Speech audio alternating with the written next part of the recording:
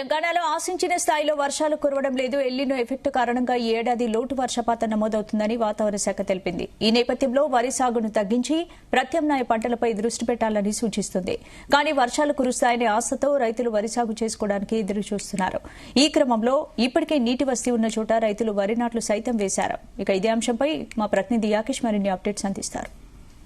ఆశించిన మేరకు వర్షాలు లేవు. దీంతో రైతులు సాగు కష్టాలు మొదలయ్యాయి. మొదటి నుంచి కూడా రైతులు సాగు మీద శ్రద్ధ పెట్టుకున్నటువంటి తరుణంలో వర్షాలు సకాలంలో కురవలేదు. దీంతో రైతులు సాగుకు ఇబ్బందులు పడుతున్నటువంటి పరిస్థితి కనిపిస్తా ఉంది. తెలంగాణ వ్యాప్తంగా కూడా ఎక్కువ కూడా వరి పంటను సాగు చేస్తారు. అందులో భాగంగా వరి పంటకు ఈసారి సాగునీరు లేకపోయినటువంటి తరుణంలో ఇబ్బందులు తప్పేలా కనిపించడం లేదు.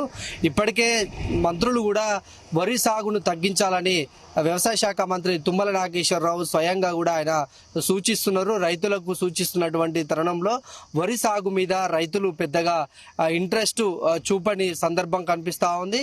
అంటే వరి సాగు తగ్గించుకో అన్నప్పటికీ కూడా రైతులు ఆ దిశగా ఆలోచన చాలా తక్కువగా చేస్తున్నట్లు తెలుస్తా ఉంది.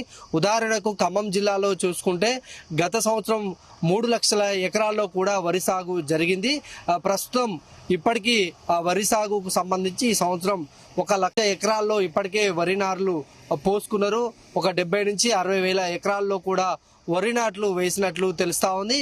ఇంకా కూడా వర్షాలు కొంత ఊపందుకుంటే వరి సాగు వైపే కూడా రైతులు మక్కువ చూపే అవకాశం అయితే ఉంది. ప్రస్తుతం ఆగస్టు వచ్చినప్పటికీ కూడా భారీ వర్షాలు అయితే ఇప్పటి వరకు కురవలేదు. నిన్న మొన్న ఒక 2 రోజుల పాటు వర్షాలు కురిసినప్పటికీ అది సాగుకు సరిపోయే వర్షాలు అయితే కాదని చెప్పుకోవచ్చు. ఇంకా వర్షాలు భవిష్యత్తులో అంటే 2 నెలన్నర రోజుల్లో కూడా వర్షాలు భారీగా కురిస్తే మాత్రం రైతులు ఇంకా ఈ వరి సాగు చేయడానికి సమయం ఉంది కనుక రైతులు వరి వైపే మొగ్గు చూపే అవకాశం కనిపిస్తా ఉంది. మరొక పక్క రాష్ట్ర వ్యాప్తంగా కూడా జలాశయాల్లో సాగుకు సరిపడా వాటర్ అయితే లేదు. ఇటీవల కాలంలోనే మంత్రులు అటు శ్రీధర్ బాబు, ఉత్తమ్ కుమార్ రెడ్డి, వివేక్ ముగ్గురు కూడా గోదావరి జలాశయాలకు సంబంధించిన ప్రాజెక్టులను సందర్శించారు. సాగుకు సరిపడా నీళ్లు లేకపోయినటువంటి తరుణంలో ఇప్పుడు ఆ ప్రాజెక్టుల నుంచి సాగుకు నీరుని విడుదల చేయొద్దని అధికారులకు సూచించిన పరిస్థితి కనిపించింది. ఇంకా రాబోయే రోజుల్లో కూడా తాగునీటికి ఇబ్బందులు ఏర్పడే అవకాశం ఉన్నటువంటి క్రమంలో సాగుకైతే వాటర్ని వదలొద్దు, ఇంకా తాగునీటికి ఇబ్బందులు లేకుండా ప్రజలకు చూడాలని మంత్రులు సూచించినటువంటి పరిస్థితి.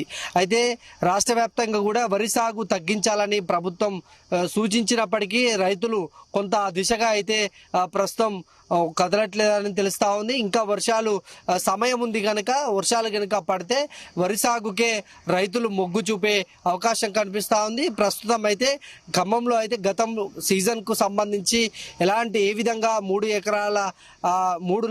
లక్షల ఎకరాల సాగు జరిగిందో ఈసారి కూడా అదే తీరుగా కూడా సాగు జరిగే అవకాశం కనిపిస్తా ఉంది. ఇప్పటికే సగం మేర కూడా వరి నార్లకు సంబంధించి నాట్లకు సంబంధించి పనులు మొదలైనటువంటి తరుణంలో ఇంకొక నెల రోజుల తర్వాత కూడా వర్షాలు కురిస్తే వరి సాగు చేసుకోవడానికి అవకాశం ఉంది కనుక ఆ వైపే రైతులు మొగ్గు చూపే పరిస్థితి అయితే ఉంది. ప్రస్తుతం తెలంగాణ వ్యాప్తంగా కూడా వర్షాభావ పరిస్థితులు నెలకొన్నాయి. వర్షాలు అడపాదడపా పడుతున్నప్పటికీ కూడా సాగుకు ముందుకు సాగే పరిస్థితి అయితే ప్రస్తుతం వర్షాల నుంచి రావట్లేదు. దీంతో ఇప్పటికైనా రైతులు ప్రత్యామ్నాయ పంటల వైపు మొగ్గు చూపాలి. ఎందుకంటే వరి సాగు అనేది ఎక్కువగా నీళ్లతోటి కూడుకున్నది. నీరు ఎక్కువగా ఉంటేనే వరి పంట అనేది పండుతుంది.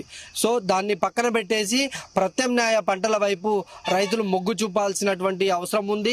పప్పు దినుసులు, ఇతర ఆయిల్ ఫాము, ఇతర పంటల వైపు కనుక మొగ్గు చూపితే మనకు సంబంధించినటువంటి అంటే మనకు కావాల్సినటువంటి పప్పు దినుసులు అయితేంది, ఆయిల్ ఫామ్స్ అయితేంది, ఇతర దేశాల నుంచే కూడా మనం దిగుమతి చేసుకుంటున్నాం. దీంతో ధరలు కూడా అమాంతం పెరిగిపోతున్నాయి. ఇప్పుడు పప్పు దినుసులు, ఇతర ప్రత్యామ్నాయ పంటలను కనుక రైతులు సాగు చేస్తే అవి మన దగ్గరే పండి కొంత ఆర్థికంగా రైతుకు లాభం కలుగుతుంది. అటు ప్రజలకు కూడా ఉపయోగకరంగా ఉంటుందని ప్రభుత్వం సూచిస్తుంది. మొత్తానికి ఇంకా సమయం ఉంది కనుక ఈ వరి సాగు మీదనే రైతులు దృష్టి పెట్టేటువంటి అవకాశం అయితే చాలా స్పష్టంగా కనిపిస్తుంది. కెమెరామెన్ శరత్తో యాకేష్, జీ తెలుగు న్యూస్ ఖమ్మం.